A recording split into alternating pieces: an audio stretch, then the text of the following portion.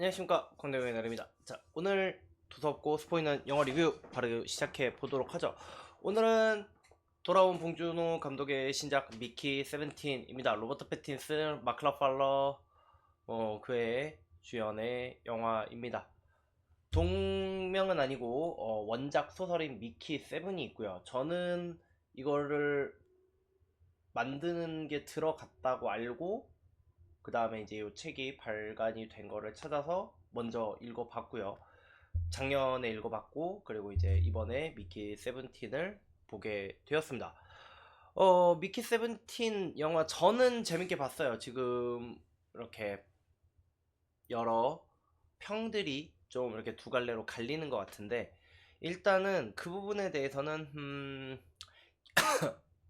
기생충을 기준으로 본다면은 아쉬워할 만한 영화이기도 한 것 같은데, 설국열차나 옥자를 생각하면 뭐 한 그 정도 느낌의 영화라고 저는 생각을 하고, 영화를 보면서 여러 이전 봉준호 감독의 영화들이 많이 떠올랐어요. 괴물, 옥자, 설국열차, 기생충, 약간 계급사회 막 이런 거, 그리고 약간 그런 것들이 좀 여러 이전 봉준호의 영화를 많이 생각나게 했습니다.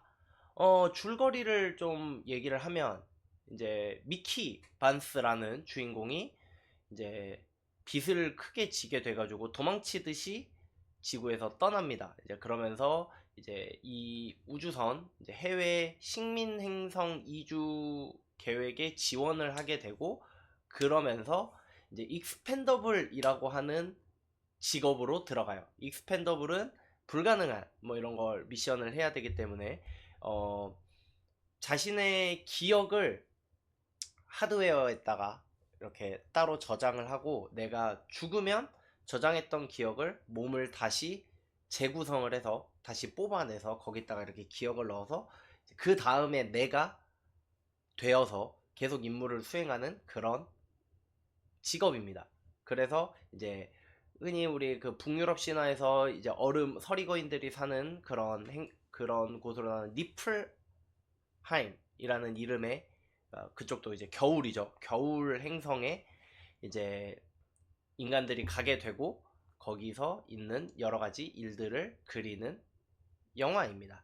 어, 여기에선 미키 세븐이고 여기에선 미키 세븐틴이잖아요. 그러니까 이게 소설에서는 일곱 번째 미키입니다. 이미 여섯 번을 죽었고 일곱 번째로 나타난 미키에 대한 내용이고, 영화는 17번째 미키입니다. 뭐 이유는 여러 가지로 나와요. 그래서 이제 그러다가 이제 초반 내용이, 미키가 이제 밖에서 막 이런 탐사 활동을 하다가 크레바스에 빠지게 됩니다. 그러니까 그 눈으로 덮인 행성이니까 그쪽에 있는 협곡 같은 거에 무너지면서 떨어지게 되고, 거기서 떨어져서 야 나 살려줘 라고 하는데, 이제 친구라는 애들은, 동료들은 너 거기 가서 뭐 그러느니 내가 구해줬다가 내가 다치는 것보단 넌 어차피 내일 되면 다시 프린팅이 될 테니 괜찮지 않냐 하면서 놔두고 갑니다.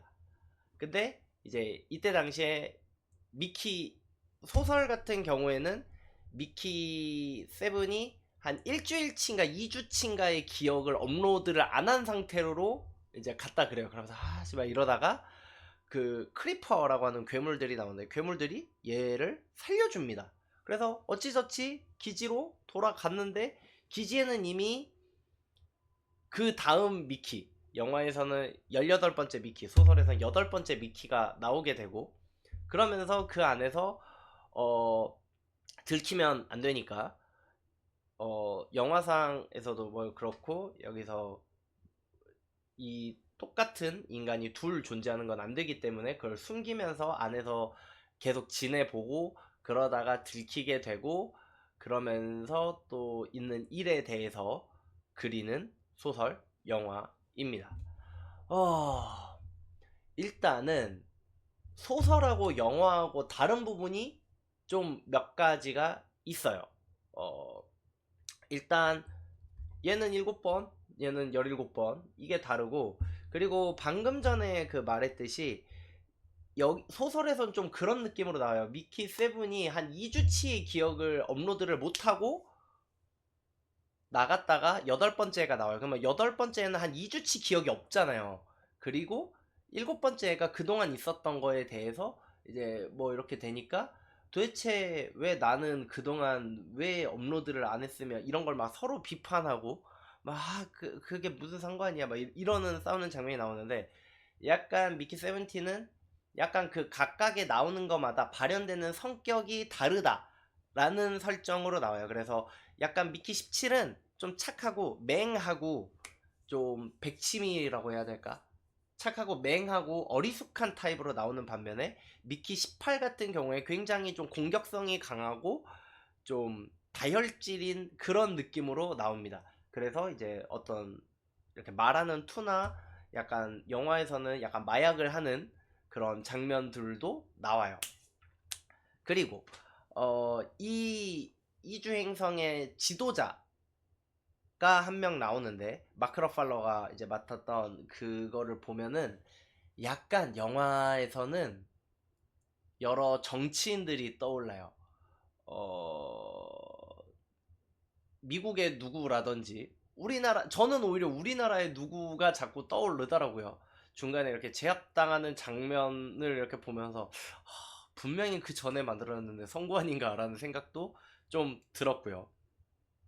어찌됐건 그 마클러 팔러랑 그 부인이 나오는데 이제 전형적인 악역으로 나옵니다. 사람을 부품처럼 생각하고 자기 중요한 거 외에는 다 하찮은 것으로 여기면서 사람을 굉장히 부품처럼 여기는 그런 사람으로 나오게 되고, 그리고 이 친구들이 또 나오는데 친구들 같은 경우에 스티븐 연이 맡았던 티모라는 친구가 나옵니다.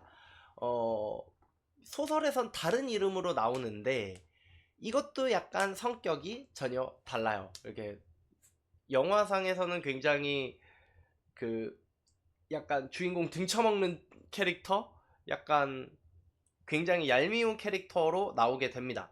근데 이제 소설에서는 굉장히 착하고 능력 좋은 친구로 나옵니다.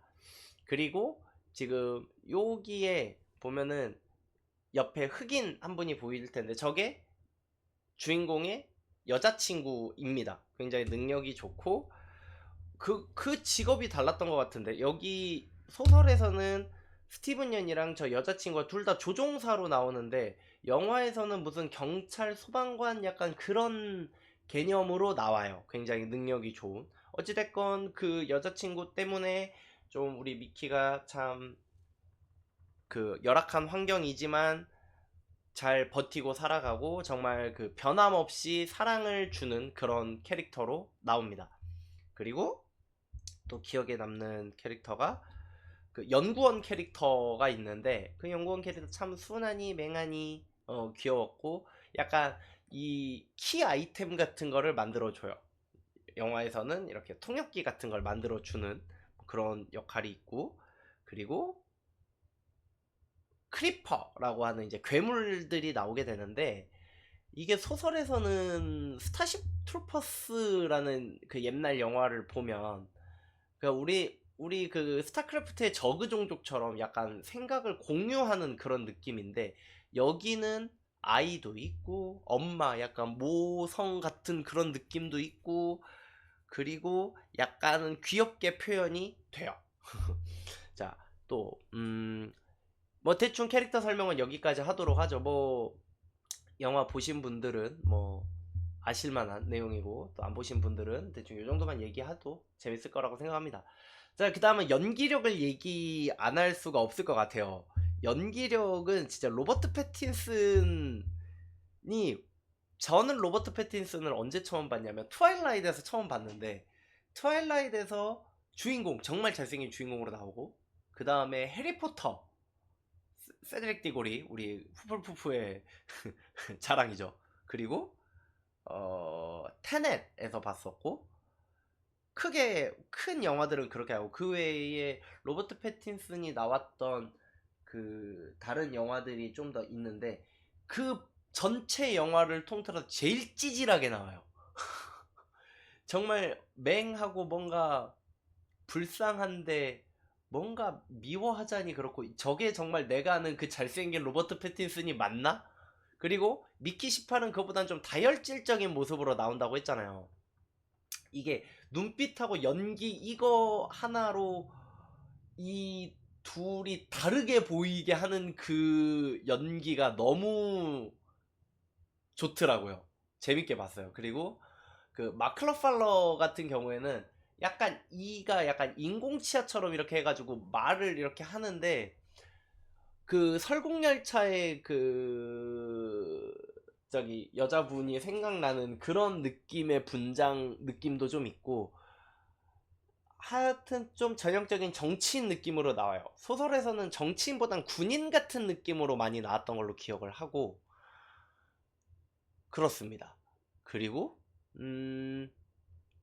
이 영화 자체는 초반부 중반부까지는 굉장히 이렇게 미키가 어떻게 살아왔다 이러면서 보다가 미키 8이 제가 소설 기준으로는 8, 영화 보자는 미키 18 18번째 애가 나오고 그게 만나면서 있는 여러 가지 그 안에서 버티고 막 급여가 깎이고 식량이 반으로 줄고 그러면서 막 티격태격하는 내용들이 좀 나오는데, 영화에선 그 부분이 굉장히 간소화되고 뒤에 이제 어떤 미션을 이렇게 받는 그쪽으로 이제 스펙타클하게 빠르게 흘러갑니다.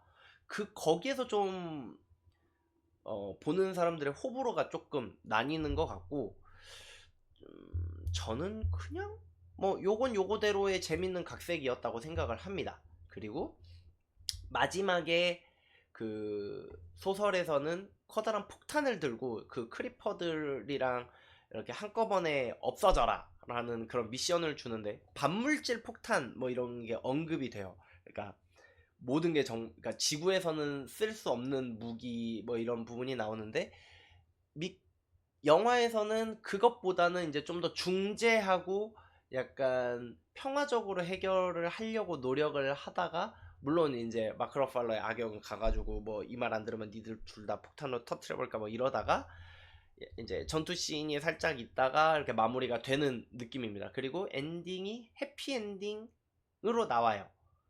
그래서 이 엔딩의 부분도 조금 서로 간의 그 관객의 호불호가 조금 있다고 생각을 합니다. 아무래도 기생충이 해피엔딩은 아니었잖아요. 그러면서 여운이 굉장히 길게 남았었고, 그러니까 결국에는 기생충으로 비교를 하면 문숙이 이렇게 그 띵동 하면서 비에 다져서 그때부터 막 갑자기 내용이 이렇게 확 틀어지면서 오 이런 느낌이라면, 미키 세븐은 둘이 만나고 그냥 스무스하게 흐지부지 약간 넘어가는 느낌이 큽니다. 그래서 그것 때문에 호불호가 갈리는 게 아닌가 싶습니다. 전반적으로 영화는 딱 그 봉준호 감독이 할 수 있는 SF 우화라고 생각을 합니다. 어떤 특정 정치 약간 부분, 그리고 종교적인 이야기, 그리고 원주민과 그 침략자, 이민자라고 해야 될까요? 그런 약간 포카몬타스 같은 그런 느낌의 뭐 여러 가지 또 화두를 자꾸 던져줍니다. 그러면서 인간의 발전이란, 그리고 이제 원래 소설을 읽고 그걸 또 영상으로 다시 보면서 느끼는 부분은 이 미키 17, 미키 세븐이 가지고 있는 원래 이야기, 인간이란 무엇인가? 내가 기억을 갖고 있다고 해서 그것을 인간으로 독립적인 매개체로 볼 수 있는가? 과연 내가 죽고 나의 기억을 온전히 가진 그거는 나인가? 뭐 이런 가장 표면적인 이야기도 해볼 수 있을 것 같고, 소설과 영화를 다 보고 좀 이런저런 이야기 할 거리가 많은 컨텐츠라고 생각을 합니다. 그래서 저도 영화를 보면서 저는 막 이런 좀 여러 시각으로 무언가를 보고 해석하고 토론하는 것을 좋아하는 사람으로서 저는 굉장히 재밌게 봤습니다. 굉장히 일단 올해 얼마 시작한 지 얼마 안 됐지만 올해 지금 본 영화 중에 역시 손에 꼽는 추천작이 아닐까 싶습니다. 영화관은 이번에는 도곡 롯데시네마 리클라이너석에서 봤는데 굉장히 의자는 편했습니다만 좀 화면이 좀 다소 작은 느낌이 있었고, 개인적으로 이 영화 자체가 돌비 시네마 그 돌비 애트모스 그 관에 여러 가지 사운드를 좀 신경을 써서 만든 걸로 알고 있어요. 그래서 좀 크기가 굳이 화면이 엄청 큰 화면으로 막 봐야 되는 그런 느낌보다는 사운드로서 이거를 이렇게 주는 그런 느낌이 좀 더 강한 영화이지 않나라는 생각이 듭니다. 어, 굉장히 저는 굉장히 취향 맞는, 그리고 봉준호식 개그 이렇게 재밌는 장면들이 좀 많이 나오고, 그 약간 특유의 약간 그 어지럽고 혼잡한 정말 혼란스러운 상황을 유머러스하게 표현하는 그 봉준호 감독 특유의 유머가 잘 살아있는 영화라고 생각을 합니다. 아무래도 소설을 이렇게 2시간 남짓으로 줄이는 거는 또 분명히 이 안에서 그 잘려야 되는 부분들, 또 각색을 해야 되는 부분들, 이런 부분이 많겠지만 굉장히 잘 했다고 생각을 해요. 지금 이제 곧 미국에서도 개봉을 하면서 이제 어떻게든 또 흥행 성적이 나오겠지만, 추천드리는 책과 영화이니 같이 보시는 걸 추천드립니다. 여러분들이 이 영화는 어떻게 보셨는지, 또 어떤 이야기에 대해서 나눠보고 싶은지 궁금해요. 댓글로 남겨주시면 감사하겠습니다. 제 평점은 5점 만점에 4점. 재밌게 봤어요. 너무 재밌게 봤고, 솔직히 한 번 더 보고 싶어요. 더 보고 또 놓친 부분이 있나 없나. 생각보다 피가 튀고요. 그리고 생각보다 좀 잔인하게 직접적으로 표현되는 장면들이 덜어 있습니다. 뭐 좀 비위나 사람에 따라서 조금 하면서 볼만한 장면들이 몇 개 있고요. 그리고 그 크리퍼라고 하는 그 괴물이 그 포켓몬 중에 그 뭐 하나 있었는데, 그 전기 타입 포켓몬 중에 뭐였지? 후딱 한번 찾아봐야 되겠다. 그거 닮았어요. 약간 콩벌레, 애벌레처럼 생겼는데, 그 이렇게가 다 갈라지고 이렇게 촉수 같은 거 나오고, 생각보다 눈이 좀 무섭고. 어디 보자. 금방 찾을 수 있어요. 어떻게 생겼냐면, 제가 말하는 게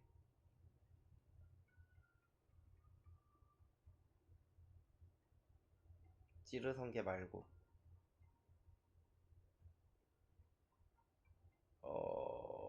전기 타입이 아니었나? 아, 물 타입이었다. 물 타입에 늘어지면 안 되는데, 어디 있더라?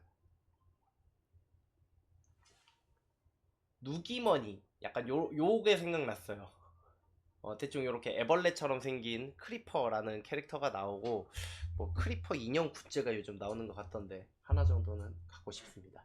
자, 여튼 두서없고 스포 있는 영화 리뷰 여기까지 하고, 여러분들의 감상평 또 제 생각에 관한 뭐 여러가지 의견들 밑에 남겨주시면 감사하겠습니다. 그러면 여기까지 마치도록 하죠. 다음 시간에 다른 컨텐츠 다른 이야기 들고 오도록 하겠습니다. 아디오스.